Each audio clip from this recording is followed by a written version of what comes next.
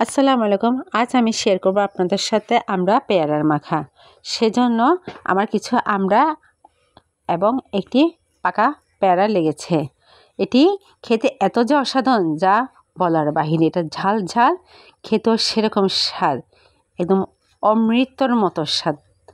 যাই হোক, এবার আমরা শুরু করতেছি আমরা পেয়ারার মাখার রেসিপি। সেজন্য এই আমড়াগুলোকে আমি খোসা ছাড়িয়ে নিলাম। তারপরে আমড়াগুলোকে কুচি টুকরো টুকরো করে কেটে নিলাম। পেয়ারাটাকেও টুকরো টুকরো করে কেটে নিলাম। এরপর আমি একটা প্লেটে কিছু মশলা নিলাম।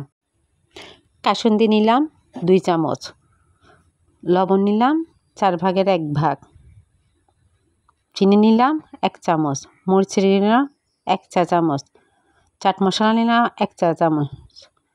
তারপরে ভালো করে মেখিয়ে নিলাম। এরপরে আমড়াগুলোকে ভালো করে মাখিয়ে নিলাম। এরপরে টুকরো করে রাখা পেয়ারাগুলো মাখিয়ে নিলাম।